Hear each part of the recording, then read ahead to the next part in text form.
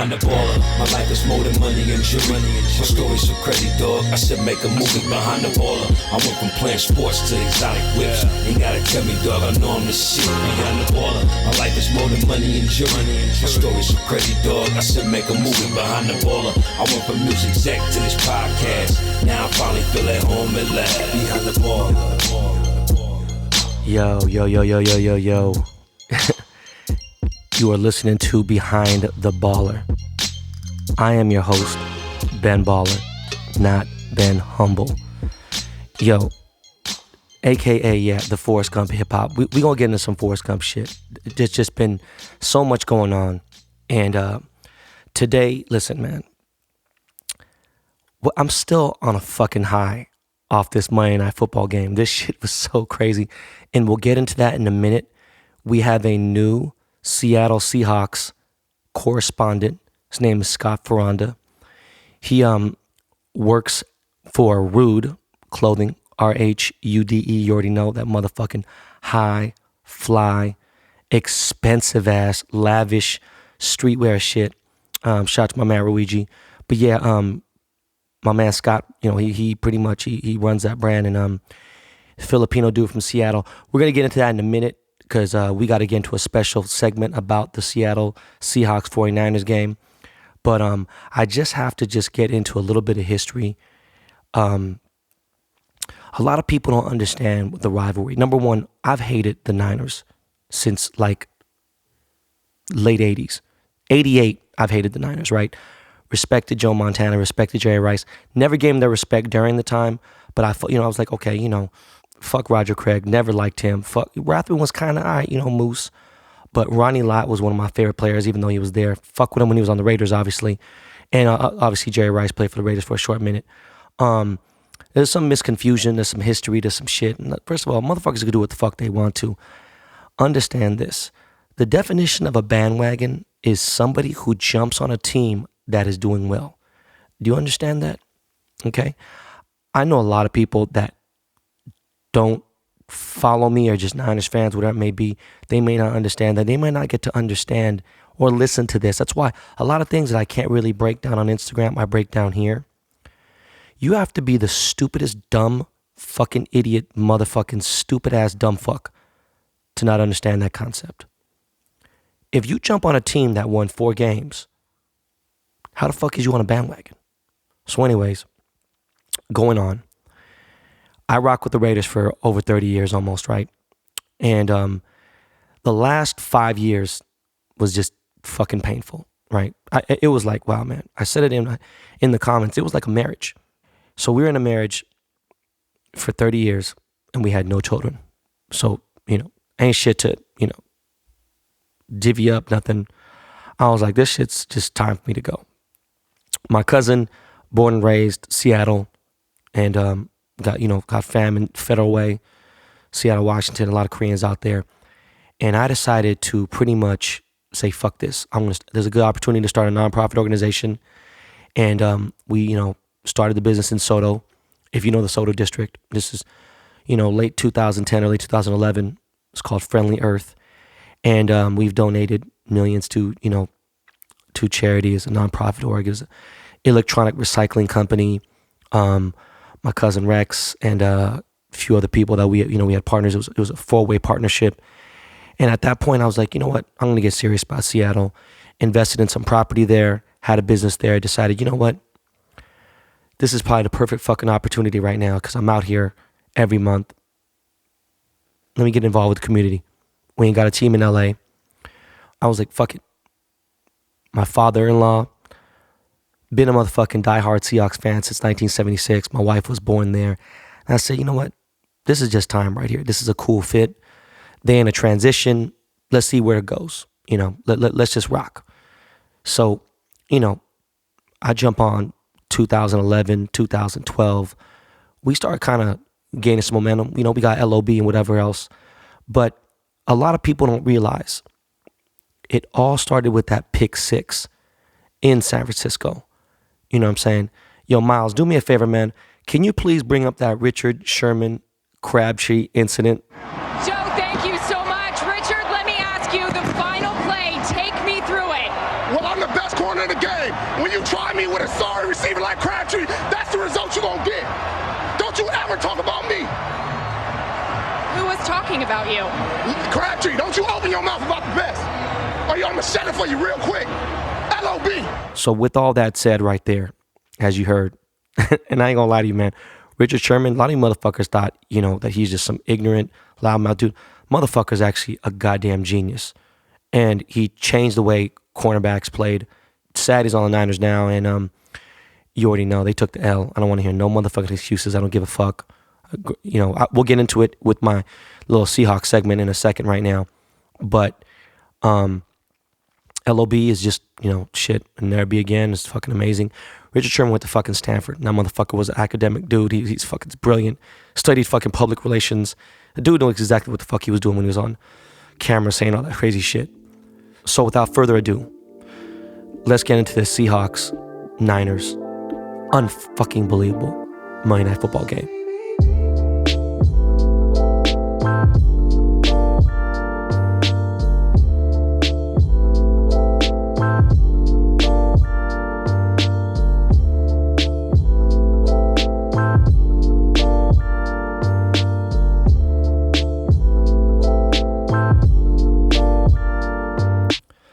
You are now listening to Behind the Baller podcast live from Santa Clara, California.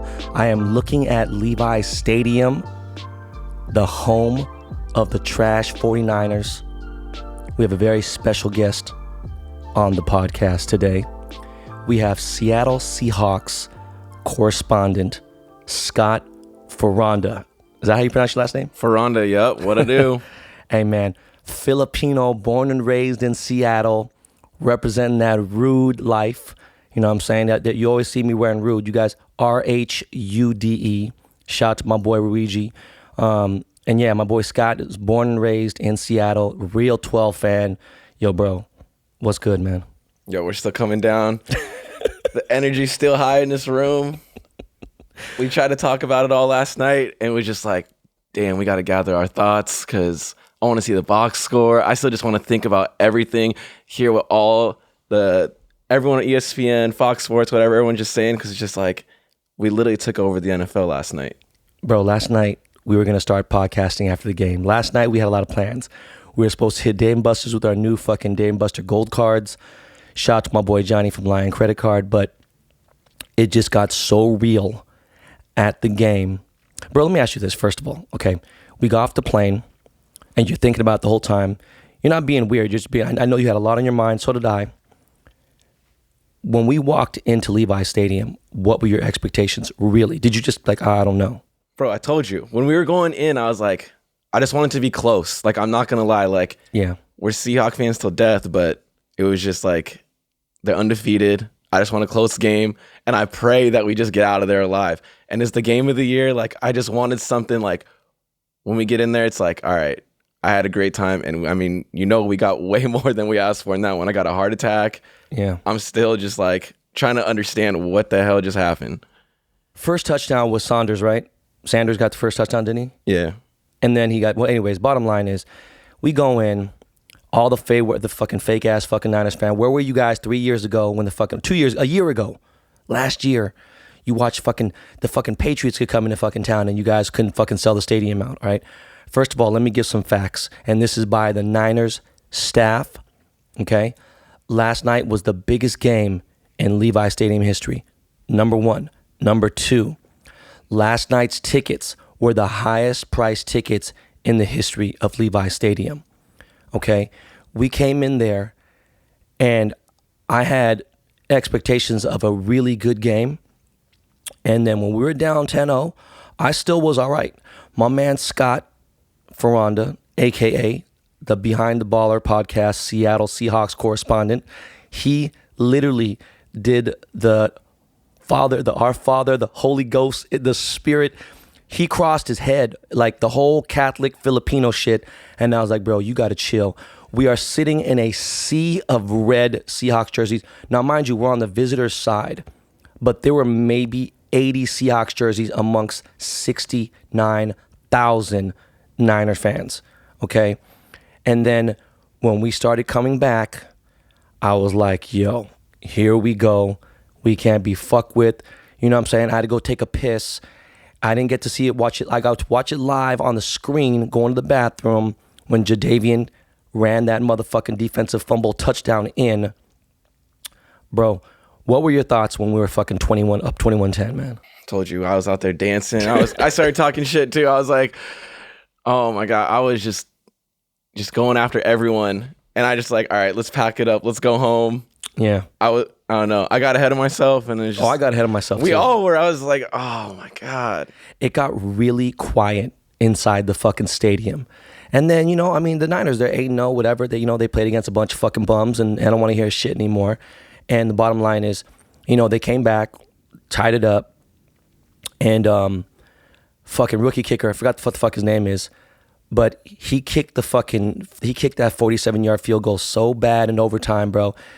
You don't understand. I didn't see it until Scott showed me the video. There's a video on the internet right now.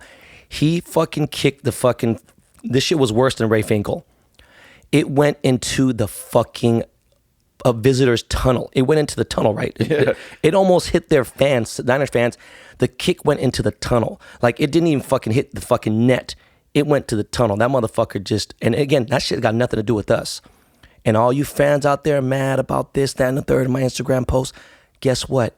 I don't give a fuck. Okay, check this out. You're complaining about fucking Kittles and complaining about motherfucking Sanders being out. Listen, bro, you know, that's football, man. You know, Disley's one of our fucking best fucking players. You know, he's been out for 3 or 4 weeks. How long has he been out? Probably 3 weeks. Yeah, 3 weeks. And you know, now. just up a couple weeks ago, he still was leading in touchdowns. So imagine that. You're trying to tell me how big of a fucking factor this dude is? He is a huge factor for us, okay? So I don't want to hear shit, all right? Tyler's out. Hopefully, you know, it's not big and we get him back. But, you know, going forward on the NFL power rankings, right? We've seen 3 different charts this morning. Who's the number 1 team in the NFL right now? Who do you think? Baltimore Ravens. Yeah. What did I say yesterday at fucking 6 p.m. in Levi Stadium? What did I say seriously about the best team in the NFL? Oh, when they come here? No, I'm talking about what did I say about what did I say? Who did I say was the best fucking team? The Ravens. Yeah. Yeah. Listen, Lamar Jackson's out of his fucking mind. I've been saying that on the podcast. Number 2, I think we're right there with the Patriots. I'm sorry. And then I don't even think the Niners are fucking 3 or 4. I'm not exactly sure. We'll see, because they got some shit coming up. They got the fucking Packers this weekend. Then they got the Ravens. The Ravens are going to fucking wash them. Then they got the Saints. Listen, after they play the Saints, come holla at me. But right now, you already know the Super Bowl is going to be on December 29th in Seattle. They're going to want payback. What are your predictions for that game?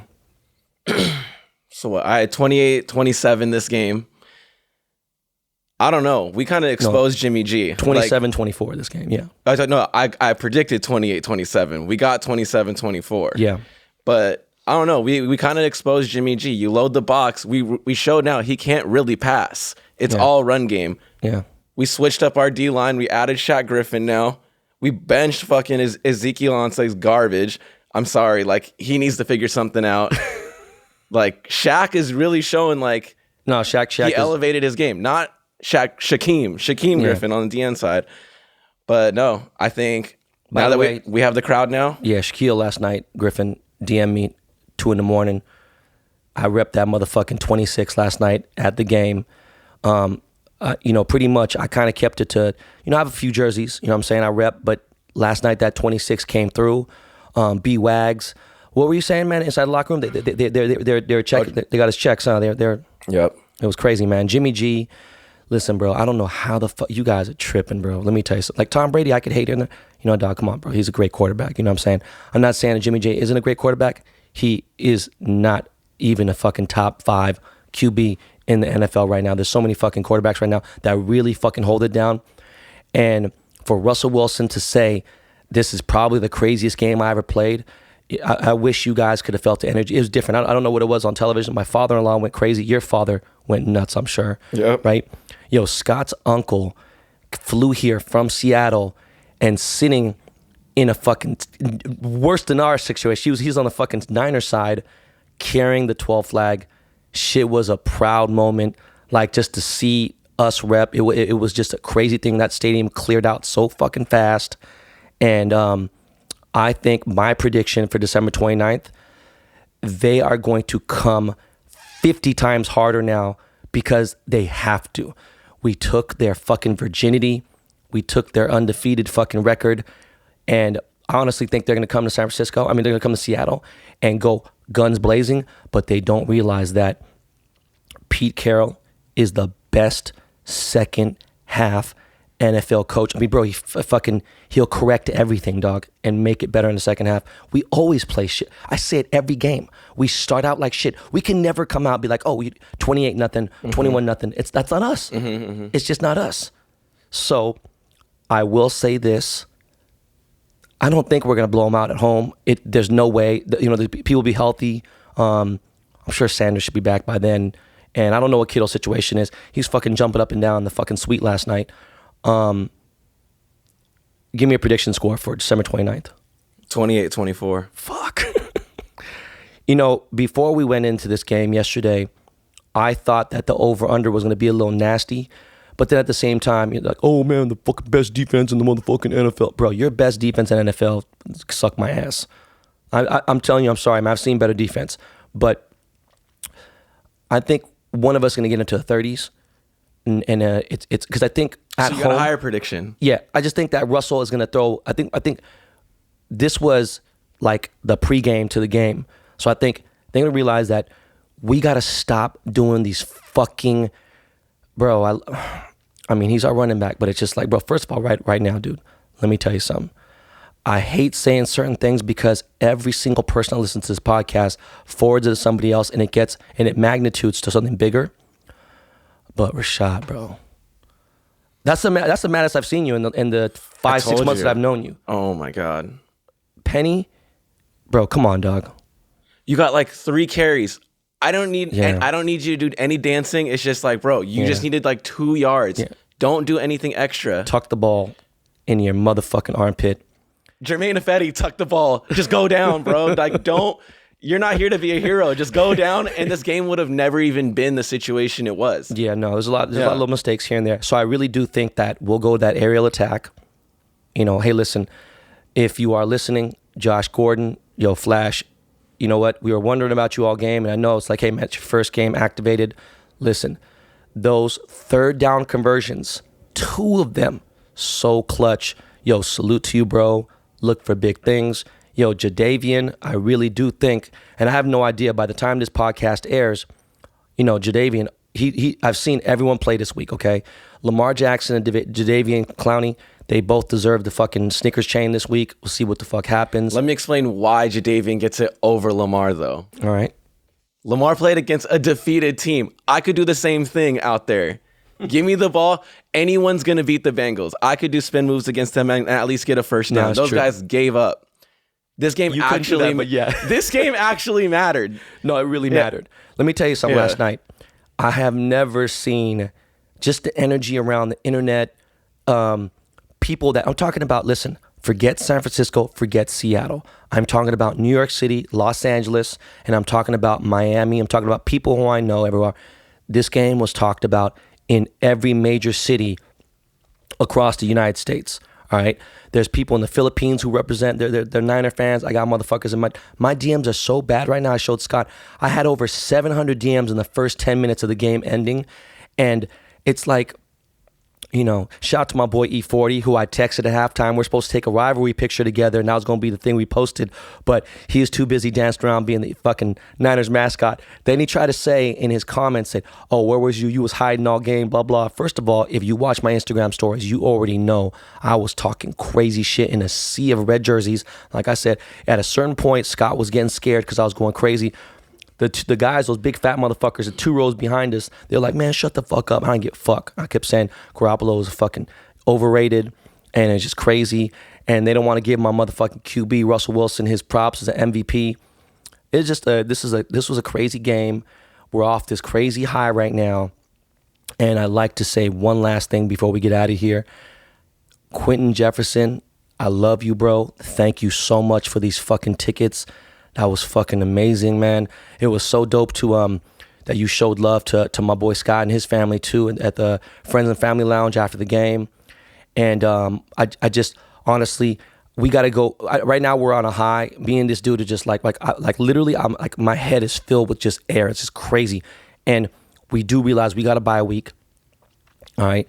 And then we still have some serious games coming up. I'm a little nervous about the Vikings, anything else, but I can't stop thinking about December 29th when I need to focus on the next few games, man. What are your closing comments, bro? As far as the Hawks, you still got to think about the Eagles. You were saying that yesterday. Yeah. We don't know what their situation could be. You're still playing against Carson Wentz. Even though he's been down, that team still has all the talent to still pull something off against us. What did fucking dude say last night on ESPN? He said, yo, bro, when you face a team that's in desperation mode, yep, things happen, bro. And right now, dog, it's like we never play in desperation mode. It's just Russell just comes out on the fourth quarter like, oh, there's a chance. All right, boom, we can get this and we cool. But it's like it gives everyone else a heart attack. It's like, yo, why can't we get the shit done in the first, second quarter? So on the third and fourth, we can kind of, we can't. We're never relaxed, but we're not in desperation mode. So we're like in that between. We're in that. Pete never puts us in that situation. Yeah. That's why. But what I'm saying is we're in that shitty ass middle ground of desperation and what the fuck is going on, right? You know what I mean? Can we close this? So facing the Eagles in Philly, which is fuck me, bro. The fans, they fucking booed Santa Claus, dog. They fucking threw snow. Come on, bro. You know how fucking savage their fans are. Philly's a ruthless town. So You're right. I hate the fucking Cardinals. You already know. I don't want to discuss that on the podcast because then people kind of see like a little weakness or anything. But we got to win. We got 7 more games left. No, I'm sorry. We got 6 more games that we got to buy. So we got 6 more games left. We got to get 3 out of these 6, and we have to get that December 29th W. I don't know, man. I think we got a good chance, man. Yeah, I think 10 wins is going to get you in the playoffs, give or take. You got the win against the Cardinals. I don't know. Maybe I jinxed it because it'll be an ugly win for sure. Always is. And then we just got to steal maybe 1 or 2. From the rest of the either our division wins, which would be huge. Well, yeah, because I'll be in Dubai December 8th, which sucks because I really wanted to go to the Rams game in LA, and it's just going to be a shit show there.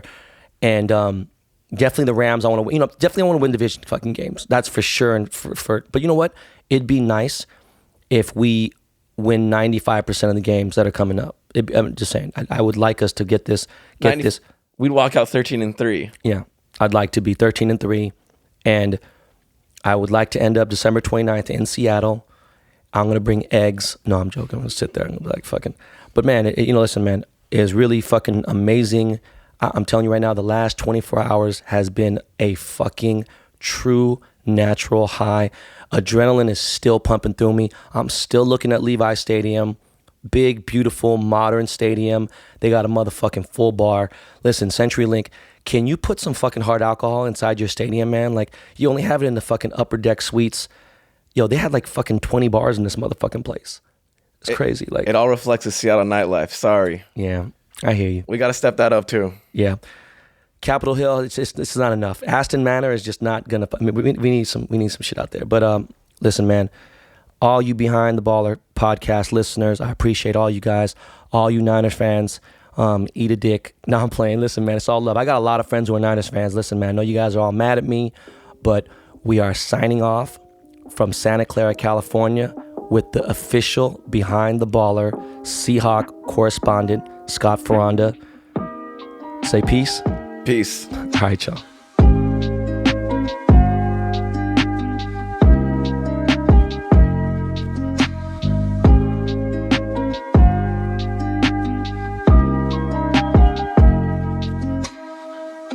So yeah, man, I was going to stay in San Francisco for another day to go handle some business in the Bay. And, I was out there chilling and woke up in a dream. I was just super high. Me and Scott it was crazy, and I get a text early in the morning from my man Timati. And Timati is a fucking enormous celebrity in Russia.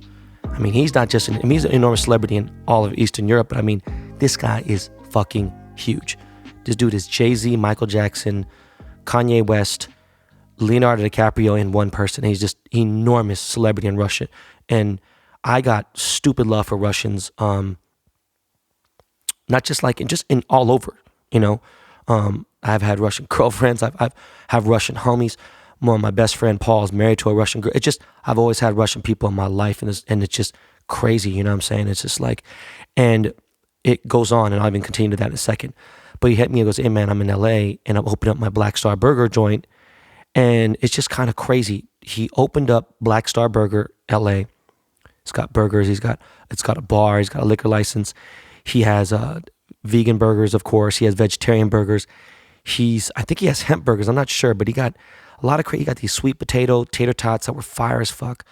And Timati is a huge celebrity, but me and him got a super different relationship because I fuck with him when he was famous. You know what I'm saying? I've known the dude when he was for 12 years, and he was already big. But like now, the level of big, he's on a whole different level big. This dude is friends with fucking Vladimir Putin. You know what I'm saying? Like, this is not a joke. Okay, my man is like, that's like his guy. And so he's obviously connected to some very powerful motherfuckers. Going on, I said, fuck that, I'm gonna fly back in. So I flew back in. I get to LA. I fucking land and got to run a bunch of motherfucking errands, handle some shit so I could take care of this thing and meet up with my guy. I go there expecting not much. I get there really early, and there's a fucking line almost half a mile long down Fairfax. I realize he opens the store, his burger shop, right across the street from the golf wing store from Tyler's shop. And it happens to be at one of my oldest friends who I plan to have on the show, my man Terry Heller, legendary hip hop dude. His uncle was, yes, the infamous Jerry Heller, Ruthless Records, NWA. Rest in peace, Jerry. I'm going to have Terry on the show, but Terry owned a business called Plan Check there. And for whatever reason, I don't know where it is now, but I know he has the original Plan Checks around. But Black Star opened up their spot there. He's partners with a guy named Pooh Bear. Pooh Bear is a huge producer in the music game, and who's affiliated with Justin Bieber and everything. So I go there, and I bring Timati my last all gold Ben Baller did the chain money counter, and he like fucking bugged out. You know what I'm saying? We got it on video and everything, and blessed him. He's taking a lot of time with me. His manager and his partner's kind of like, yo man, what the fuck? You know, spend too much time with Ben Baller. We got a bunch of fans out there, but showed me a lot of love. Sat at his table, and lo and behold, not even like 20, 30 minutes later, my man Justin Bieber pulls up with Haley, his wife, and Haley's dad, Stephen Baldwin, actor. And Haley's such a sweetheart, man. Wow, what a just great person. We chop it up for a minute. Me and Beeb start talking for a minute, and asking me how the kids are and everything. You already know me and Justin got a crazy relationship. I've known him for a long time. That's my dog. That's my motherfucking bro. And it was just dope. And I was just happy to support Timati. And Timati, sorry. He is heavy into cars and bear bricks and stuff. And I know I definitely influenced him onto that 1000%, you know, addiction and also the car shit. But, you know, if you're ever in LA, go check out Black Star Burger. On top of that, if you're Russian, you already know how fucking big this dude is. And he hit me up on Wednesday, and he's like, hey, bro, I'm shooting a video, you know, for like kind of like a video for I don't even know if it's for his YouTube, for his own label. I have no idea. He's got everything. This motherfucker has Black Star Car Wash. I mean, this dude is an enormous entrepreneur. He's a Jackie Chan of fucking, you know, a lot of people don't know that Jackie Chan's worth almost fucking like $800 million, okay? Jackie Chan owns chains of restaurants, all kinds of things. Timati is kind of the same thing.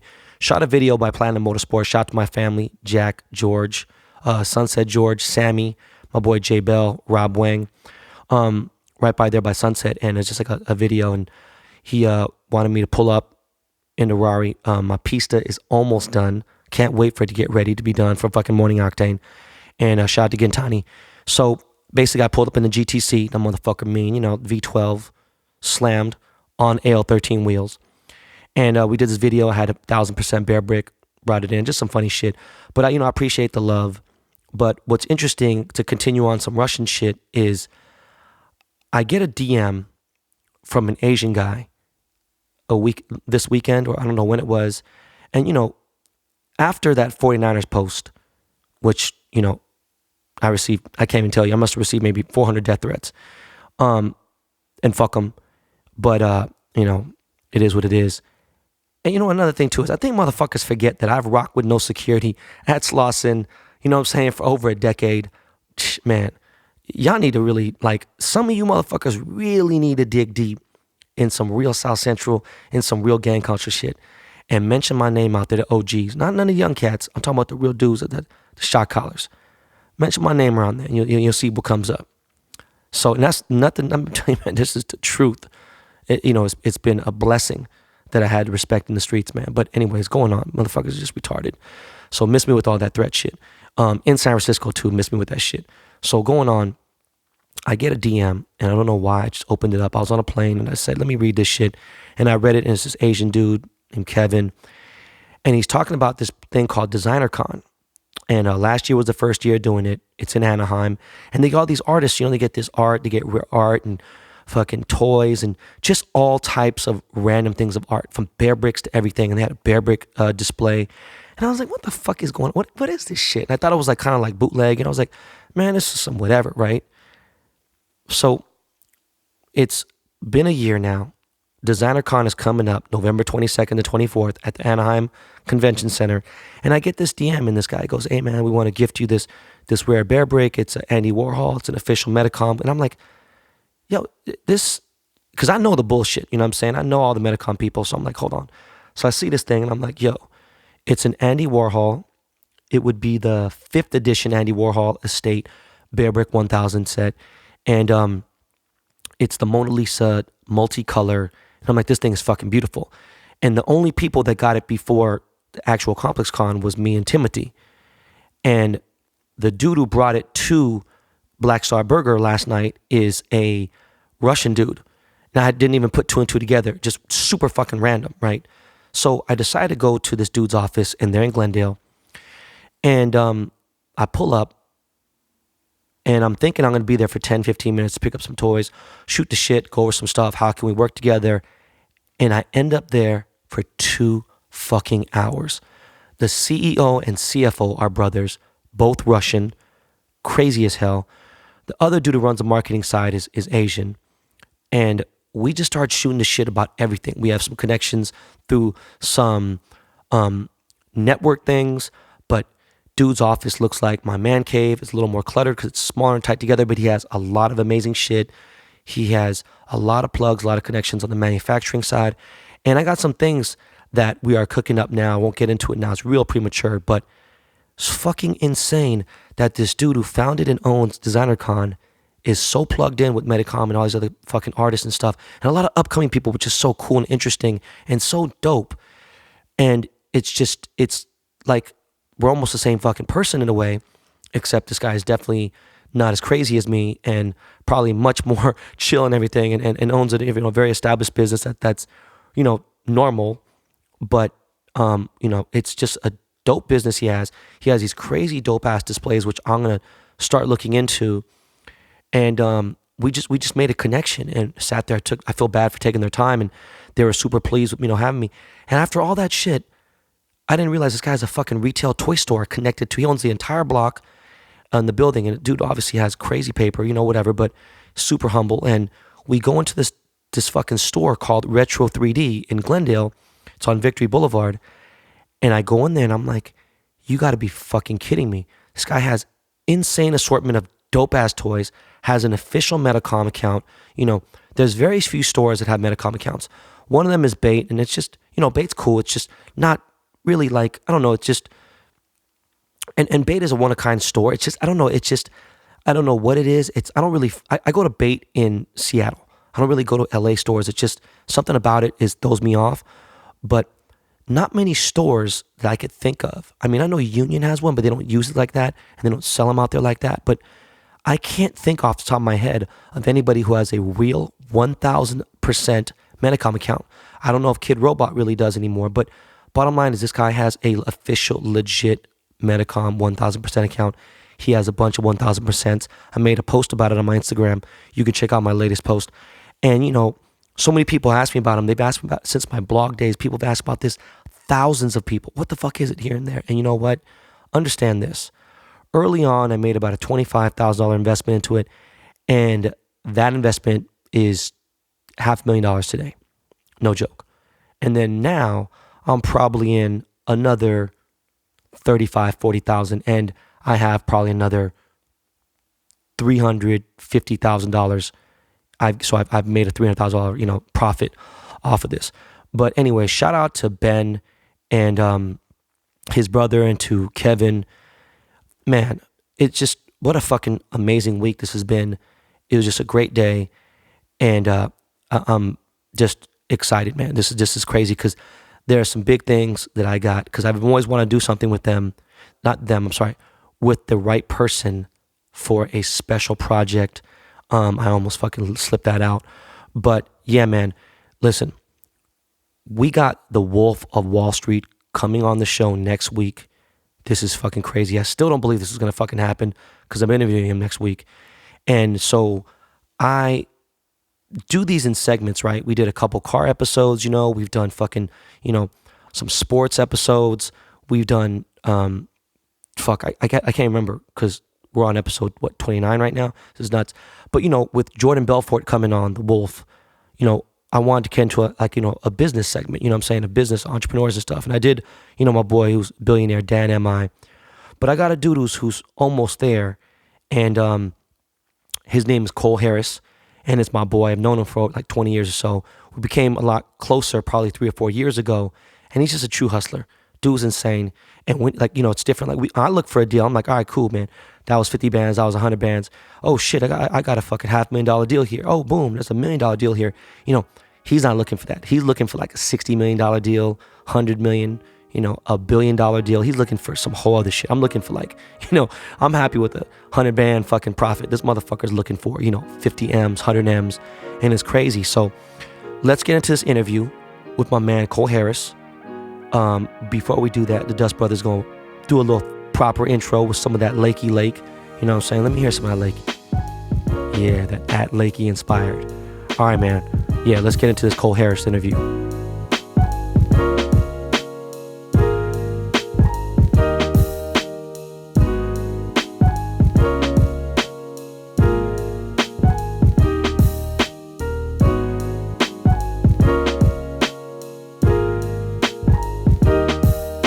You are tuned in to Behind the Baller. A lot of you people don't even know this, and you should, but this is a business podcast. Why? Because I'm a fucking businessman. So once in a while, I do like to have people on here who actually know what the fuck they're doing with their lives and with money and finances. And, I had Dan M.I., who's a billionaire. And now I actually have a friend, but not only is he a friend, he actually happens to be a very successful global entrepreneur, father, husband, friend of mine. Yo, welcome Cole Harris, man. What's up, Cole? What's up, man? Thanks, man. Glad to be on the show. Yeah, man. I'm actually hyped to have you on there because I actually know you personally. And on top of that, I've seen you do some fucking shit that's just unfathomable to the average person. Why don't you tell the people where you're from, man? Well, so I was born and raised in L.A. I was born in Downey, and then my parents lived in Huntington Beach area. So we lived in Westminster, actually. And my mom's father was he was a longshoreman. He drove the Hammerhead cranes. And his mother, on his side, she was one of first eight children in San Pedro by one of the men that lived in San Pedro of eight children. So there was a whole thing of it. So my family's been in California since before the land grants. Like my family goes that far back. Shit. So I'm part Spanish, but on my father's side, I'm English. Last name Harris. Yeah. So no affiliation with Harris Ranch, right? No. On the way to okay. No. That's just last name. Yeah. So I lived in Westminster. Then my parents split, and my mother moved up to Palmdale, Lancaster, and actually Quartz Hill. And, shit, that's why you mentioned Paul George earlier. I didn't know that. Okay, so go on. So my mother married a man who was an electrical engineer for Northrop, and I grew up with a stepfather who was a man that took us in. Great man, taught me a lot of stuff. Taught me how to ride a bike, taught me all kinds of things. No, my stepdad did a lot for me too. This guy was top notch, hands down, an amazing man. I mean, he's like the guy worked on he literally worked in the So cockpit for the golden ages, Yeah. like your golden ages, let's just say, for instance, like 7 to 15, just right, where were you living from that time? Dude, I lived in a little 1,500 square foot junk house that we had that was just barely getting by, and I grew up what city, chasing bro? lizards and riding motorcycles, man. That was in Westminster, or that was in? That was in Palmdale. That was in Palmdale. So when I was 3 years old, we moved to Palmdale, Lancaster. Okay. So, but I would come back every summer and visit my father. Okay, where'd you go to high school then? So I went to Quartz Hill High School. Okay. Yeah. Oh shit. Okay, I never knew that, fam. Yeah. Okay, so let me ask you this, man. So childhood will take forever because we could talk forever about that. You obviously didn't come from no rich family. So let's come back to when I'm 14. So Yeah. since we're on my childhood. Yeah. So basically I'm 14 years old and Mom Dukes' bread isn't really cutting the mustard. So I took it upon myself to start mowing lawns in the neighborhood, knocking on doors, and started getting it in. And I did. And by the time I was 17, I had 300 houses. I had 16. Shut the fuck.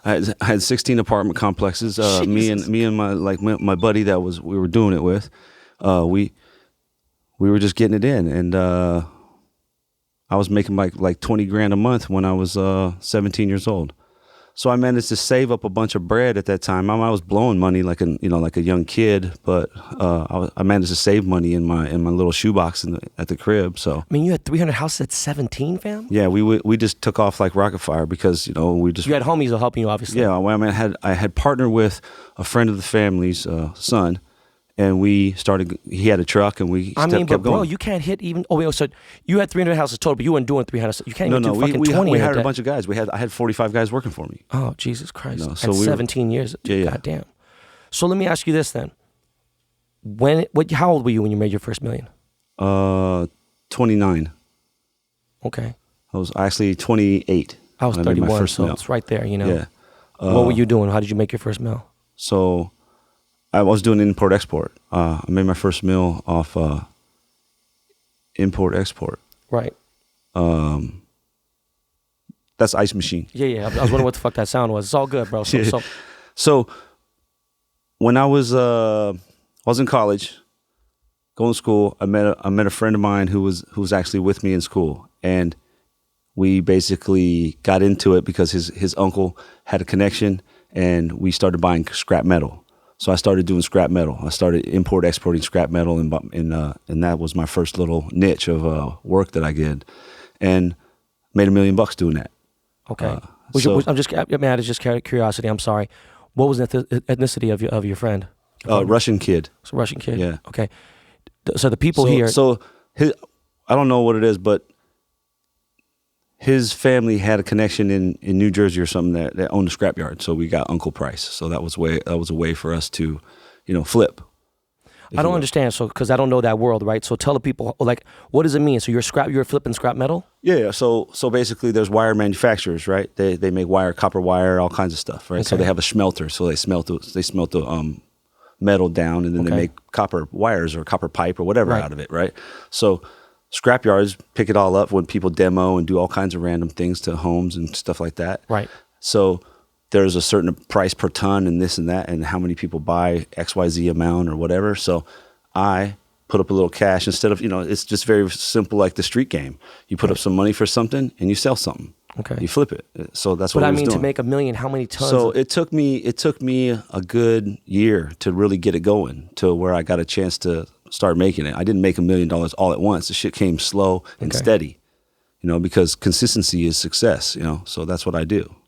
Okay, so let me jump real far ahead, right? Okay. Let me just because I want to fuck my followers up, so they understand why I have you on the show. Sure. When did you make your first 100 million? 32.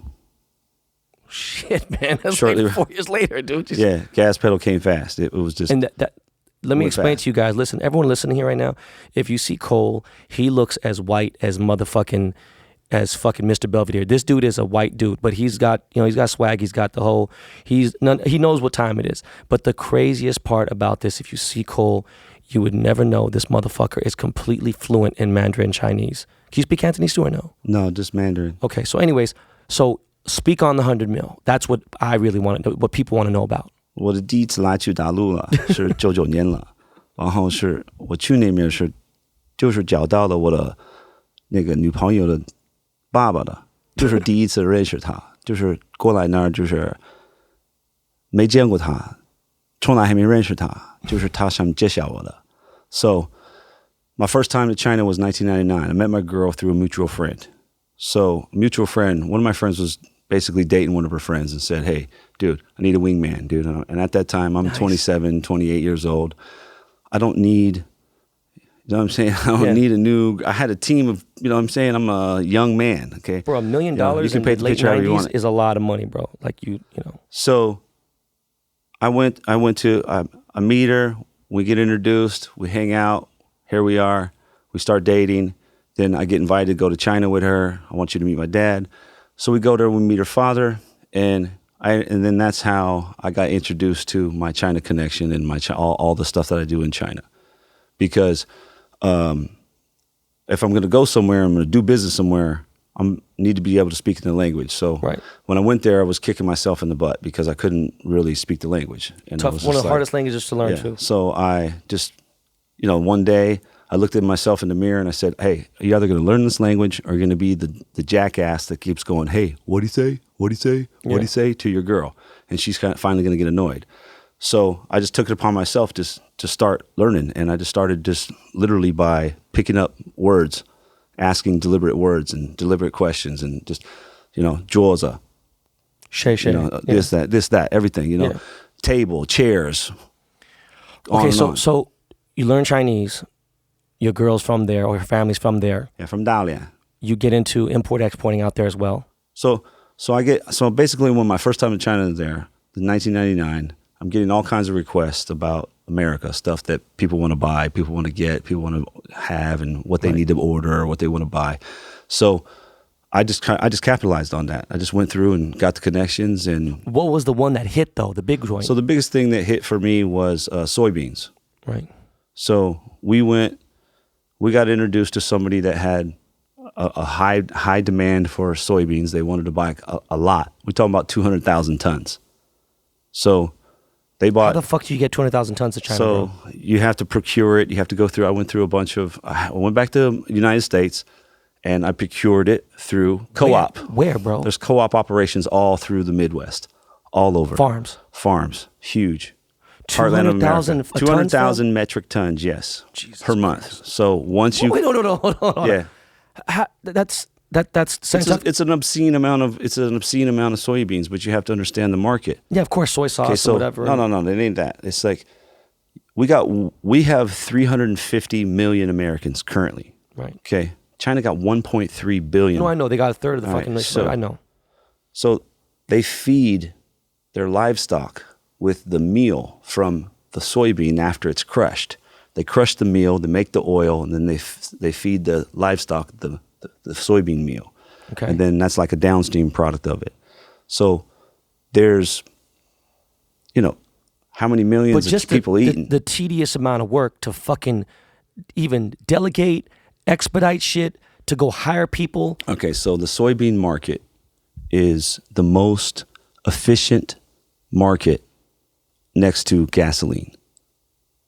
It's America exports probably close to 40 million metric tons just to China alone a year. 40 what? Million metric tons. Okay, you got Brazil behind them, you got Argentina, you got Uruguay, Paraguay, you got all these countries that are exporting soybean.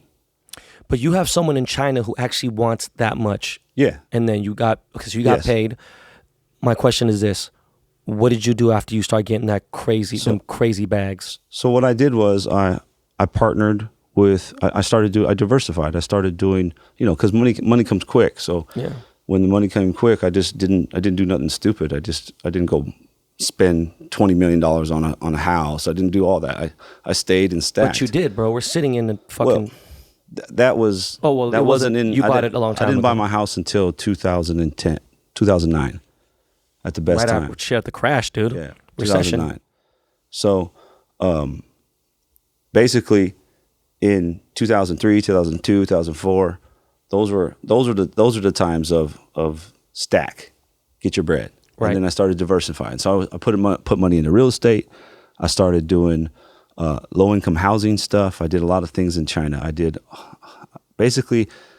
started being the money behind things, where I wouldn't necessarily have to actually build the houses or build the stuff. I would partner with a local enterprise, and they would take the money and do what they would with it, and we would basically build a building, build a home, stuff that's basic stuff.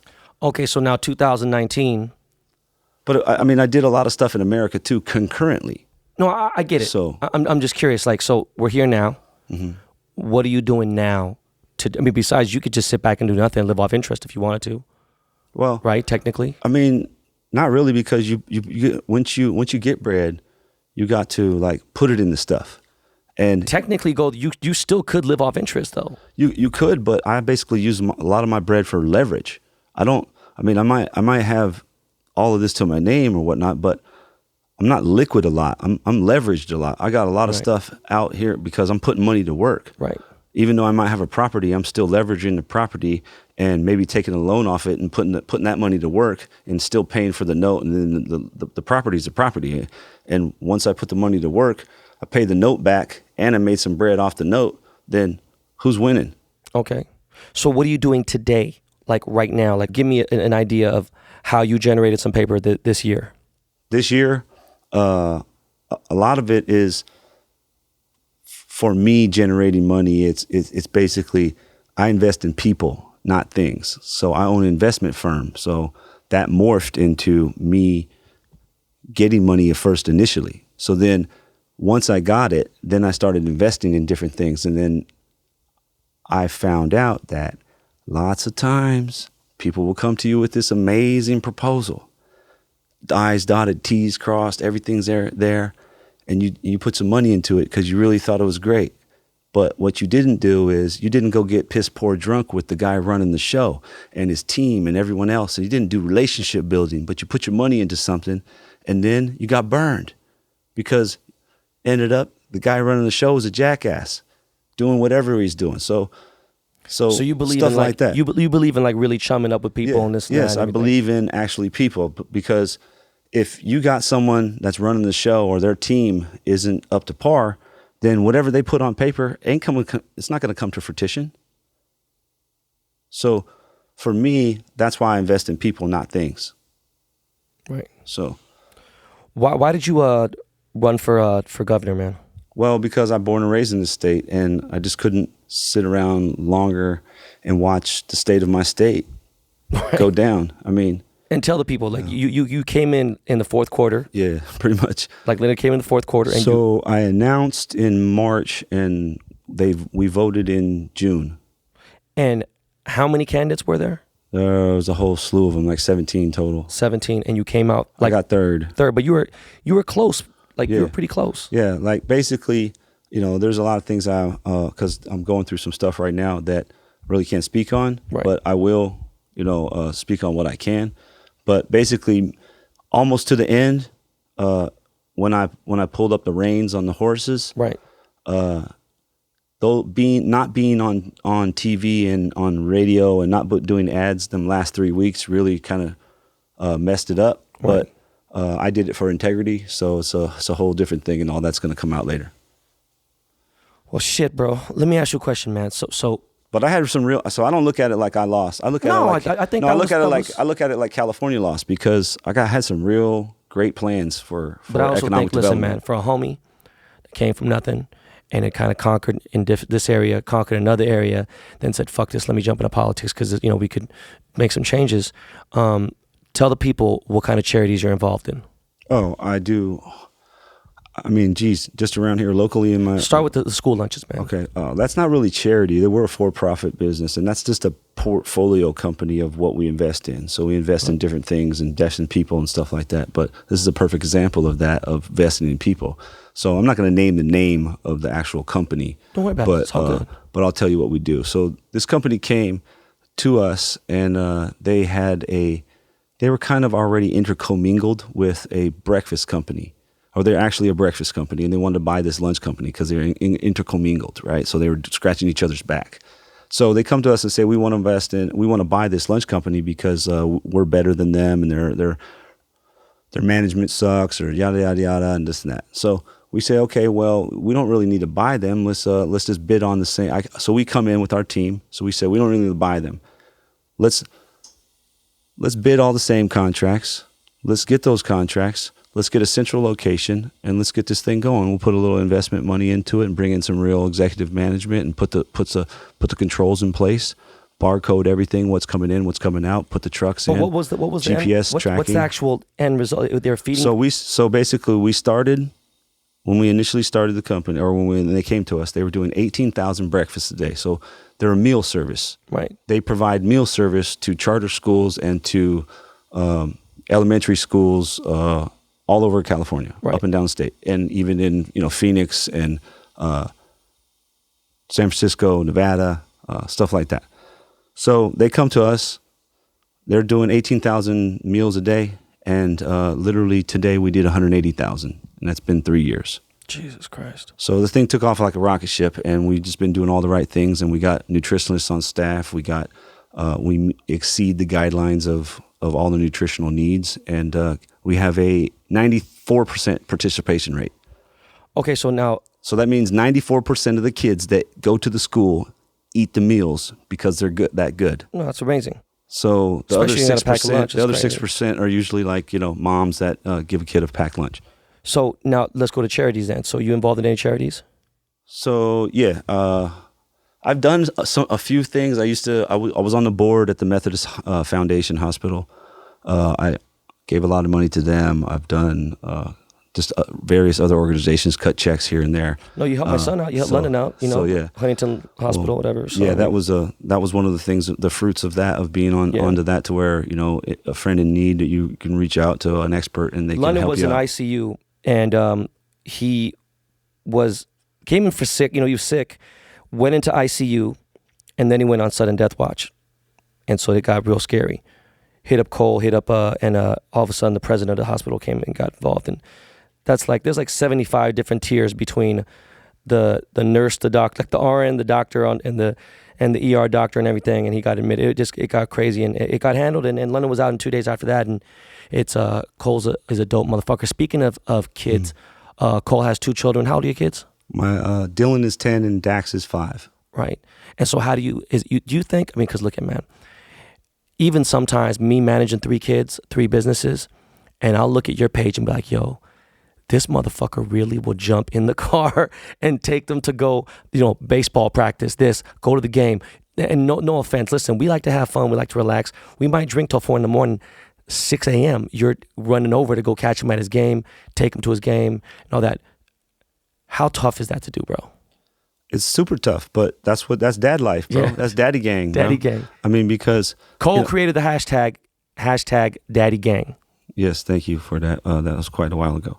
But, for me, after I became a dad, it was like, I know that I'm a part of something bigger, and it just ain't about me no more. And so for me, it's been a blessing to be a dad, because I felt like that if there was anything I was actually born to do, was to be a dad. Yeah. Because I really enjoy it.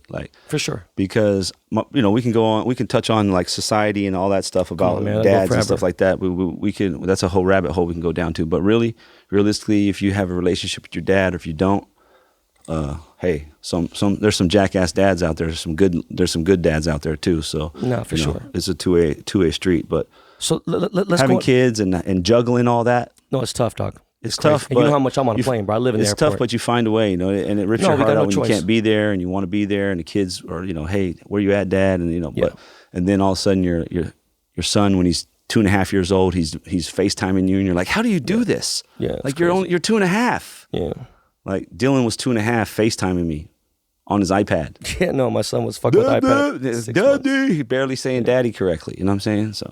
So let's get into some fun shit, right? Hey, so. Well, first off, let me explain to the people real quick.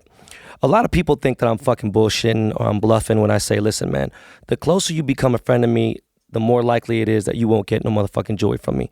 That's first and foremost, number one. Number two, just because you got some bread don't mean I'm going to hit you or do you a favor. Cole, tell these people, how long ago have you asked me for the belt buckle, the diamond belt buckle chain? The belt buckle genius. So honestly, how many years has it been? Dude, I don't even fucking know. I don't even like... Now, I don't even hound you for it anymore. if just I be was like, what the taking hell, bro? advantage and blah, blah, whatever, because you have bread, wouldn't I have just sold you a bunch of shit? I'm being honest. For sure, bro. Yeah. Like, I don't give a fuck. So now, well, going you on actually probably did me a favor like, for not spending some dumb bread on some. But I something. fixed up all your other diamond belt buckles and stuff. You got it in. I repolished everything. So my question is this now. Speaking of that, I need to get a new.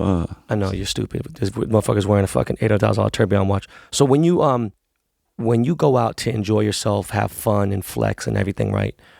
What is like, bro? I'm looking at 20, 30 bottles of Louis XIII, and some of these are Magnums. I don't know how many are Magnums up there, but how much is a Magnum of Louis XIII? A Magnum of Louis? Yeah.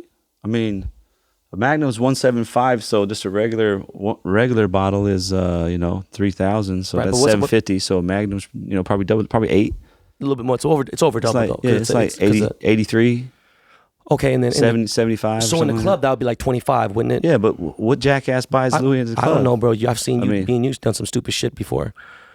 So let me ask you, man. What's the most you fucked off in a night in Vegas, bro? In Vegas? Yeah, because in LA it's easy in Vegas to do it. Vegas is like a whole other, Yeah, like, shopping, gambling, club, whatever. What's the worst you fucked off in a weekend or something? well, I mean, I lost 500 bands in Vegas in 2 days. So it was And like, you didn't want to kill yourself. You didn't want to fucking vomit and just.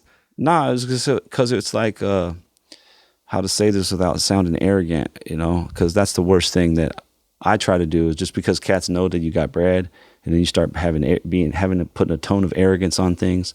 I'm very grateful for the stuff I have, but the amount of money I bring to Vegas is the amount of money that I know that I'm going to play with. So Oh, my it's like, God. so I brought that much then thinking I'm going to play with it like a jackass. Okay. But I lost it all. What's your game, Baccarat? Yeah, but after I lost it all, I don't bring 500 bands to Vegas no more. You know what I mean? I It's get it. like What I'm you saying, go though, is that, through okay, a learning process. So with Baccarat, idiocy. player or dealer, what are you doing? Most of the time, banker. Yeah. Oh shit! just You're depends. fucking crazy. So, what is your favorite drink of choice? Oh, I like Louis. I mean, Yeah. straight out, I like Louis 13th out the gate. But Malta ain't no joke. Oh yeah, let's get into Maltai, because it just looks like a little plastic shitty bottle. And I remember my step pops, who pretty much raised me as well. I remember him drinking that shit at the dim sum ABC fucking dim sum restaurant in Monterey Park and shit, and going to NBC restaurant in Monterey Park and whatever. And I remember seeing these bottles and the motherfuckers smell like ethanol gasoline, right? But you're telling me that the motherfucking little white and red bottles now cost how much for a bottle? They're probably like $500. Just a Bro, regular I shit. had no fucking idea. And then what's that special shit? You see the generals and all them drinking? What color is there's that? different color bottles. There's red bottles. There's gold bottles. There's No, what's that? Wasn't there All a right, blue so I'll one? give you That the was rundown. So the rundown is if there's a gold bottle, if you see somebody actually drinking a gold bottle, that's like they've actually had dinner with President Xi. That means that the bottles that they drink at his dinners are the gold ones. Yeah. And then it morphed from that, and then it went. And then So it hit what does the- that then gold it hit- bottle cost? But I don't know. But then it hit the market, or like, oh, if you can get them, and then there's all the 700 cases that they put out per year or something. Everybody's scrambling to get them in China, stuff like that. So there's like a rarity. So there's all this So stuff. tell the it's very people- similar to like the Burgundies, right? Like Right. First Growth Burgundy, Latache or the Money Roni Conti, stuff like that. Like stuff that's some of these Burgundy bottles are $25,000 a bottle, bro. What's the most expensive bottle of wine you have here? I got a couple of those Burgundies and Petrus. So you got a couple 20-band bottles? Yeah, easy.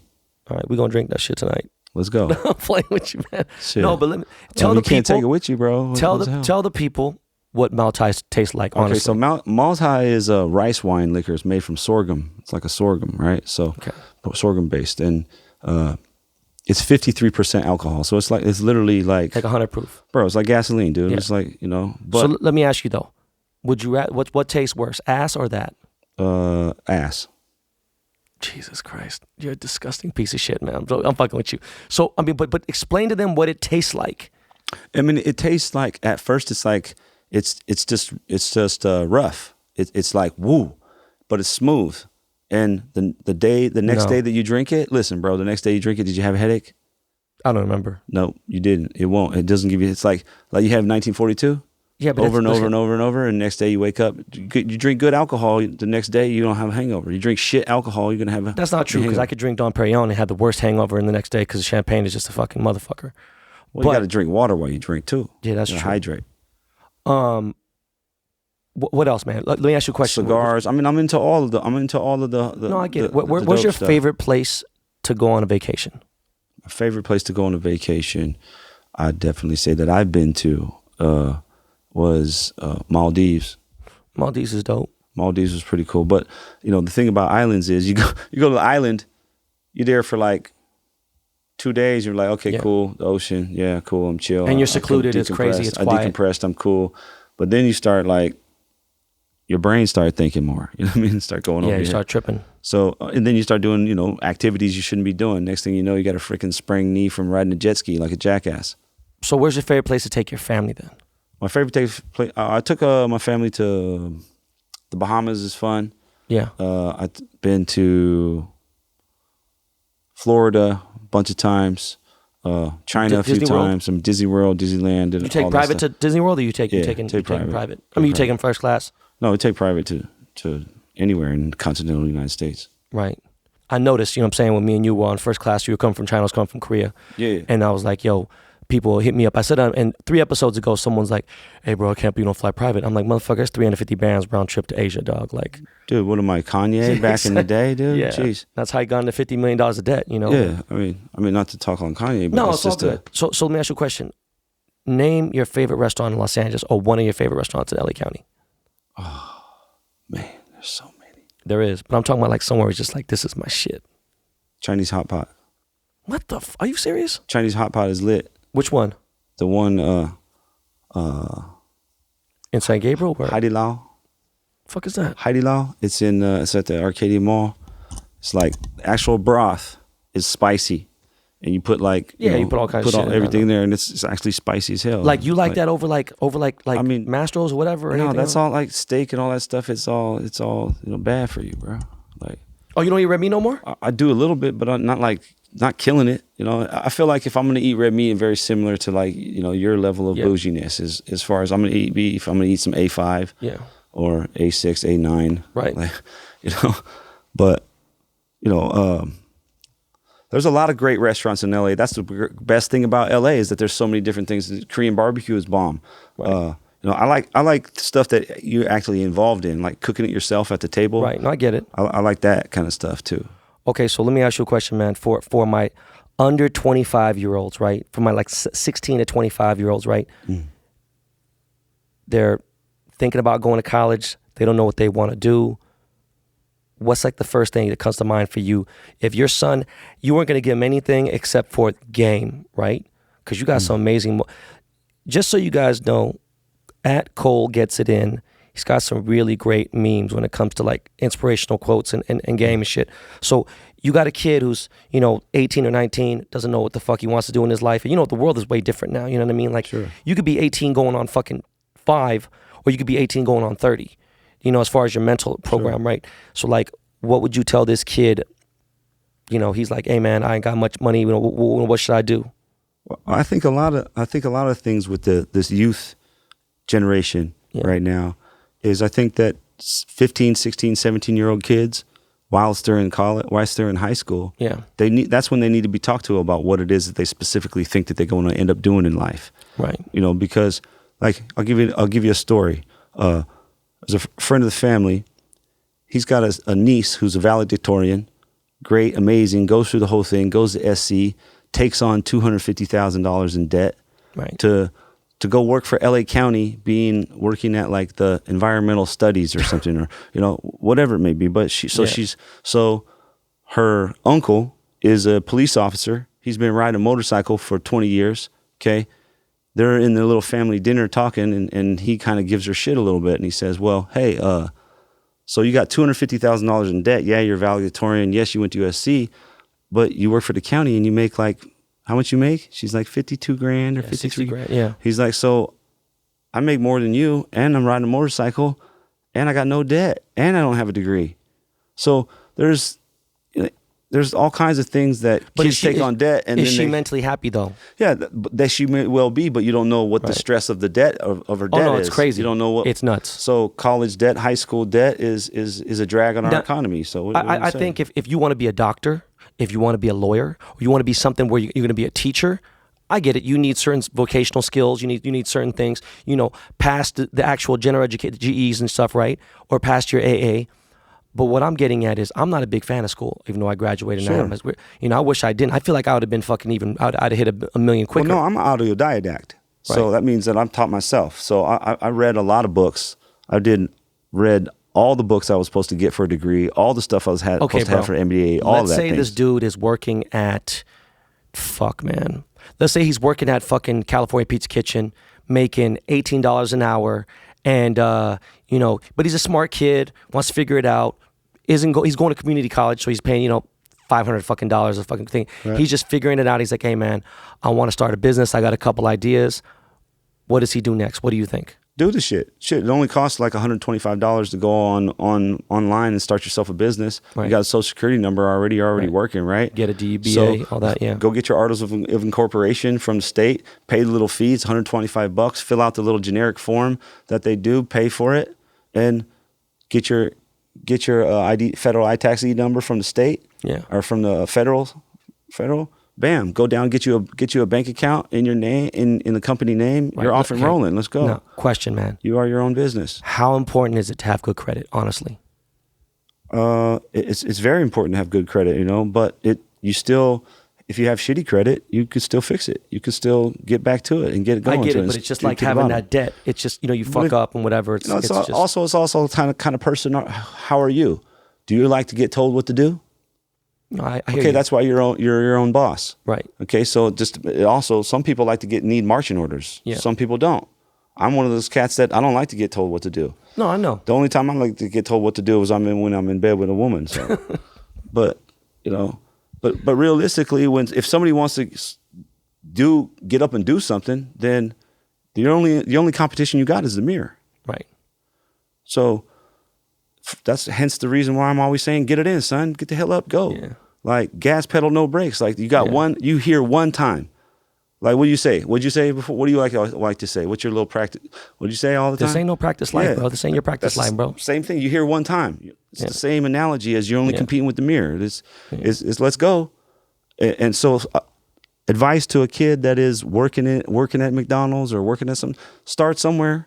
At least you're out working and getting it in. Try to stack. Yeah. Stay in the hood and stack, or stay wherever and stack. Stay with your mama and stack. That's why you got 4.5 million millennials from 18 to 35 still living in their mama's house in California. Yeah, because they got debt or they going back and they're stacking.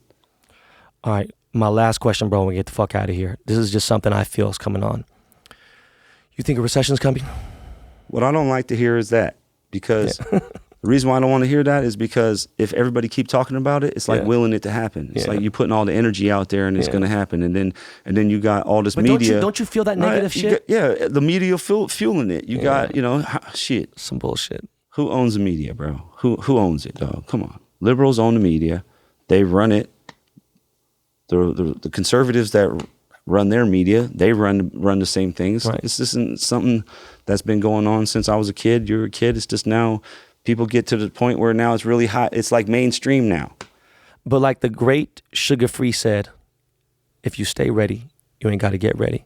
So you prepared for it if it happens. Yeah, I mean, everybody has to put a little something away to stack for a rainy day. Yeah. I mean, you betting the farm on everything. You got all your eggs in one basket. Not when you have kids and you're at our age, you can't. No, you don't. I mean, but you know what I wanted to get into? I mean, we can keep talking about the business stuff if you want. I can keep going on. But I got to wrap it up. But what did you want to get into? I want to get into like all that little old school slang that we talk about. Like we was talking about penguin today and stuff like that. Some of these little cats don't know what it is. We got to do that on another episode, man. Oh man, we're gonna get into another episode because I really appreciate the fact that you knew about the penguin and everything. I mean, that's else. all the time. Me and you sit here and go, back to saying stuff to slang. And we're like, dude. Cats don't even know some of this stuff. Nah, that's crazy. So listen, Cole, I really appreciate you coming on the show, man. Dropping about, 40 minutes a game, dog. Appreciate you, bro. Let's crack open that $20,000 bottle of Burgundy. Let's do this. All right, y'all. Yo, Miles, man, hit me with the Lakey beat, bro.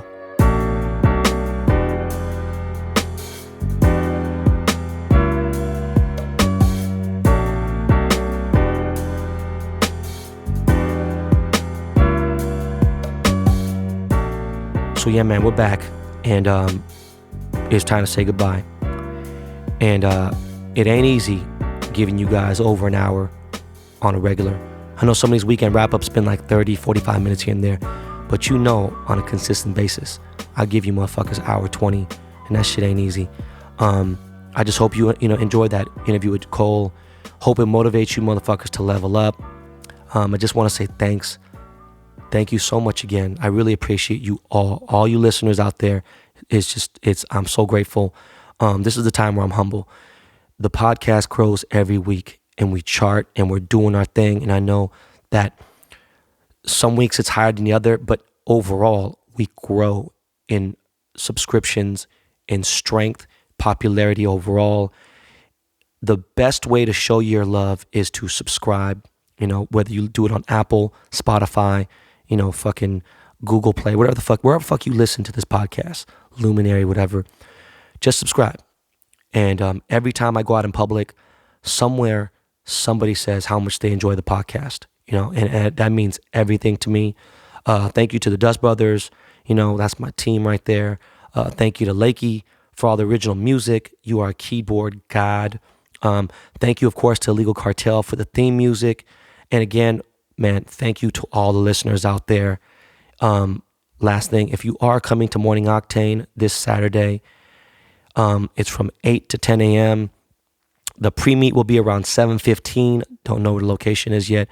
If you have an exotic car, DM me, all right, and say, write Jaji in the DM. Chaji, spelled Jaji, all right?